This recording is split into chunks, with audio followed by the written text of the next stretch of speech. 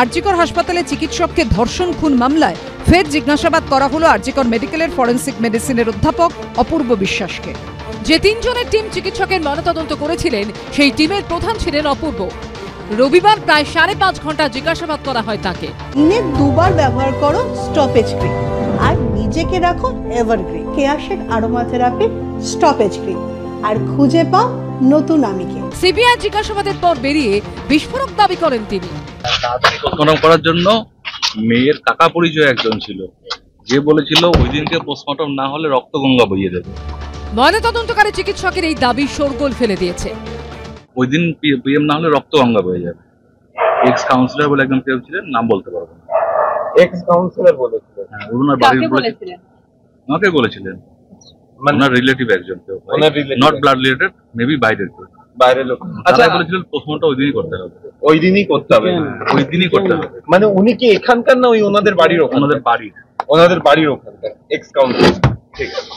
এই প্রেক্ষিতে সোমবার শুভেন্দু অধিকারী সোশ্যাল মিডিয়ায় পোস্টে লেখেন, চিকিৎসকের কাকা পরিচয়ে এক ব্যক্তি হুমকি দেয়, ময়নাতদন্ত দ্রুত না করলে রক্তগঙ্গা বইবে। ওই ব্যক্তি পানিহাটি পুরসভার প্রাক্তন সিপিএম কাউন্সিলর, যিনি পরে তৃণমূলে যোগ দিয়েছিলেন এবং পানিহাটির তৃণমূল বিধায়ক নির্মল ঘোষের ঘনিষ্ঠ। সবাই জানে চিকিৎসকের দেহ তাড়াহুড়ো করে সৎকার করা হয়।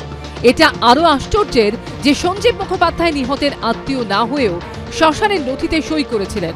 কিন্তু কে এই সঞ্জীব মুখোপাধ্যায়? তিনি নিহত চিকিৎসকের প্রতিবেশী। দেহ উদ্ধারের দিন নির্যাতিতার পরিবারের সঙ্গে তিনিও হাসপাতালে যান। সেমিনার হলে মৃতদেহ দেখা ছাড়াও শেষকৃত্যের আগে শ্মশানের নথিতে সইও করেন এই সঞ্জীব মুখোপাধ্যায়। এখন তার বিরুদ্ধে দ্রুত ময়নাতদন্ত করার জন্য চাপ দেওয়ার অভিযোগ উঠল।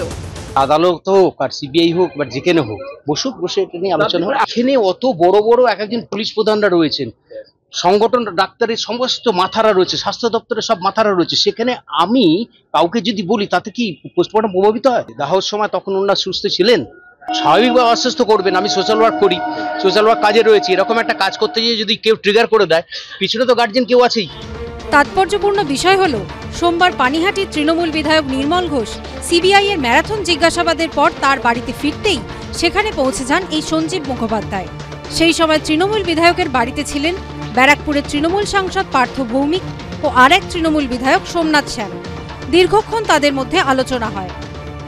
আমরা কি সবই তো আপনি বলে দিলেন, শুধু এটুকু বললেন যখন তিনি সিপিএম এর কাউন্সিলর ছিলেন তখন তিনি ভদ্রলোক ছিলেন। তারপরে তিনি যখন বিধায়কের সঙ্গে গেছেন তখন তিনি আর ভদ্র নন, তখন তিনি সেট কালচারের অংশ। বলে দিচ্ছি আপনার প্রশ্ন উত্তর, আমি বলে দিলাম। না আমাদের কোনো বললাম না, আমরা সকালবেলায় চেষ্টা করছিলাম মেয়েকে তাড়াতাড়ি দেখার জন্য।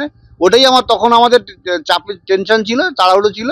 তারপরে আর তাড়াহুড়ো করে কি করবো? আমরা তো বডি রেখেই দিতে চেয়েছিলাম। আপনারা তো আগেই বলেছি, আমরা টালা থানায়ও চলে গেছিলাম। টালা থানায় দিছিলাম 1 ঘন্টার উপরে ওখানে, তারপর বাড়ি চলে আসতে বাধ্য হয়েছিলাম। ও আর আমি মিলে এফআইআরটা লিখেছি, আমি আর সঞ্জীব মুখোপাধ্যায়। সিপিএম এর তরফে দেওয়া এই ছবিতেও তৃণমূলের 2 হেভিওয়েট বিধায়ক নির্মল ঘোষ ও জ্যোতিপ্রিয় মল্লিকের পাশেই দেখা যাচ্ছে সঞ্জীব মুখোপাধ্যায়কে। প্রকাশ সিনহা, সমীরণ পাল ও উজ্জ্বল মুখোপাধ্যায়ের রিপোর্ট, এবিপি আনন্দ।